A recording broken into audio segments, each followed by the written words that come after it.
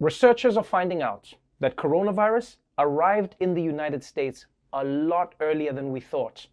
Officials in California have discovered that their first corona deaths actually happened in early February, weeks before the first US case was officially diagnosed.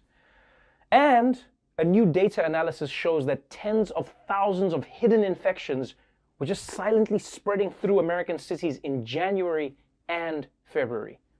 So basically every day, we're still learning more and more about this coronavirus. I'm sure eventually we're going to get through its whole origin story. You know, it'll be like with the Joker, where we're all going to be like, oh, he's evil because he has to walk up those stairs every day. It makes sense. But this is big news. If more people have been infected by the coronavirus than we thought, then that means more people have survived the coronavirus than we originally thought, which means the lockdowns don't help because we weren't locked down and the people didn't die, except that they did die and we didn't know that they were dying. And now that they're not dying, that means that the lockdowns are helping. So all we need is herd immunity tracing programs that isolate the antibodies and we should be fine. Now, I don't know what any of that means, but I read a lot of this on Twitter. In other news, the coronavirus has been shutting down events all over the world. From sporting events, to concerts, to that big Illuminati meeting that was scheduled for the weekend of the at next to the Denny's on Route 9.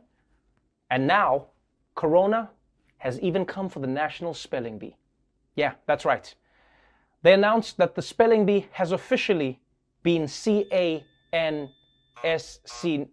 no, not C-E-L-D. The point is, the spelling bee is not happening this year. And I'm not going to lie, I feel so bad for these kids who have been training their whole lives for this, and now it's all for nothing. Because, let's be honest, aside from winning this competition, there's no other use for knowing how to spell difficult words. Oh my God, I think I'm having a heart attack. Can anybody help? No, but I can spell defibrillator. D-E. Now, if these spelling bee kids were planning to drown their sorrows, I've got some more bad news. Germany has cancelled Oktoberfest. Partially because of coronavirus, and partially because you can't celebrate Oktoberfest when no one knows what month it is anymore. Do you know? Because I don't know. And this is huge, because it's the first time Oktoberfest has been cancelled since World War II. And it's actually nice. It's actually nice that the Germans had the decency to cancel it during World War II, because I mean, otherwise that would have just been rude. Und now we invade France! But for real though, man, this is a big blow for Germany, because Oktoberfest is not just a big cultural event, it's the one time a year that Germans actually have fun. You know, the rest of the year they bottle it up.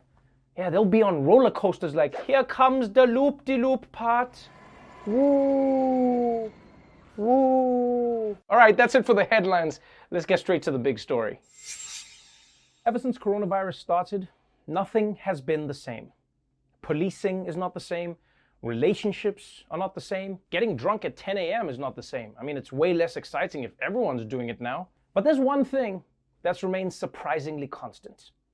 And that's been the chaos within the Trump administration. Because where most administrations would be galvanized by an external threat, this White House seems to think of chaos as an essential service that they need to keep providing. And yesterday, it all spilled out into the open, starting with a bombshell.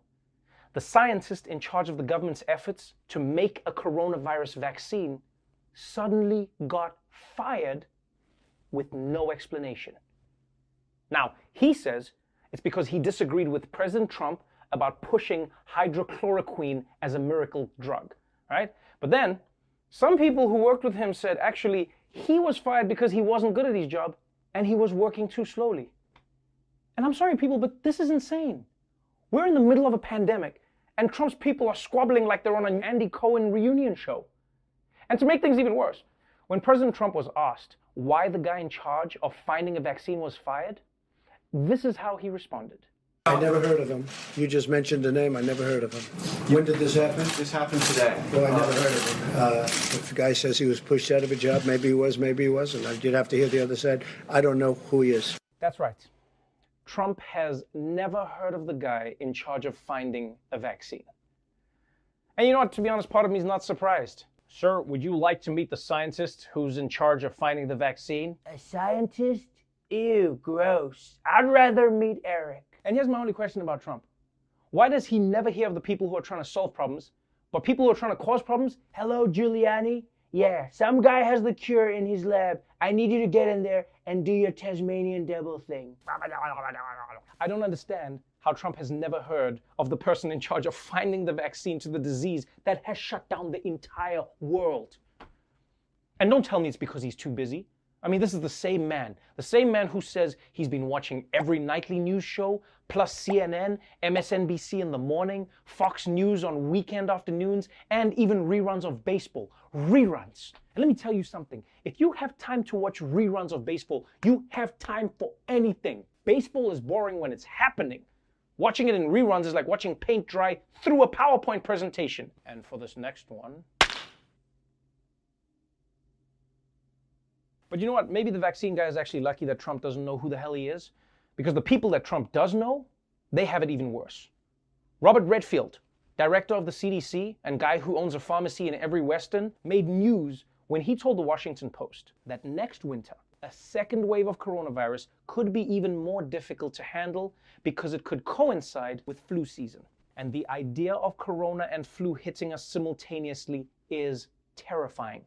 Because that means we're going to have to do double social distancing. We're going to wear 2 masks. We're going to stay 12 feet away from people. We're going to have to watch celebrities sing Imagine twice. Imagine, there's no people. Oh, and the president was clearly unhappy with what the CDC director said. Because right after the article came out, Trump tried to call backsies. The president also trying to walk back the head of the CDC's warning about a second wave of the virus next fall, claiming it was fake news. Totally misquoted. I spoke to him. He said it was ridiculous. He was talking about the flu and corona coming together at the same time. Bringing Redfield to the podium to clarify. I didn't say that this was going to be worse. I said it was going to be more difficult and potentially complicated because we'll have flu and coronavirus circulating at the same time. Ah, okay, so it's not going to get worse. It's just going to be more difficult and complicated. If only there was one word that could summarize that general feeling. You know, I'll be honest, I actually feel sorry for all of these experts who have to share the stage with Trump.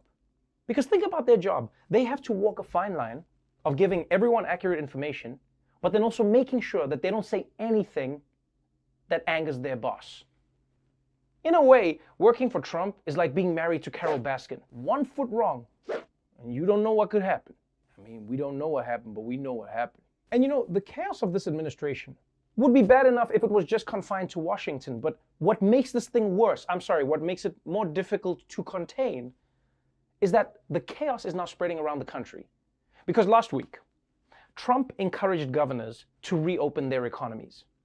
But now that Georgia's Trump-loving Governor Brian Kemp has done exactly what Trump is saying, all of a sudden it's like, oh snap, you on your own, son. I told the governor of Georgia, Brian Kemp, that I disagree strongly with his decision to open certain facilities. I want him to do what he thinks is right.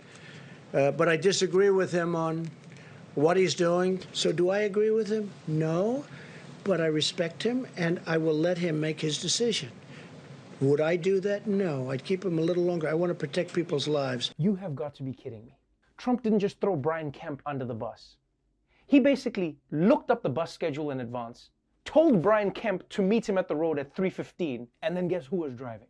And you know, this is what you get when you roll with Donald Trump. These guys are trying so hard to suck up to him, and then when they're fully committed, bam, he can just sell you out. This whole Trump and Kemp thing, it sort of reminds me of Eminem and Stan. In fact, it's almost exactly the same as Eminem and Stan. Hey Donald, I just opened up my state. Dare me to drive? I said that shit just clowning, Doug. How f***ed up is you? I saw this one dude on the news, said he's opening bowling alleys too. And now that I think about it, oh shit, it was you. Well, that's our show for tonight, but before we go, don't forget that over the past 5 weeks, 26 million Americans have lost their jobs and filed for unemployment, which means many people around the country are struggling to find a meal right now. And you can help them. You can help them by donating to Feeding America. They're supplying food to millions of Americans every single day. Stay safe out there, wash your hands, and remember, water your children at least once a week.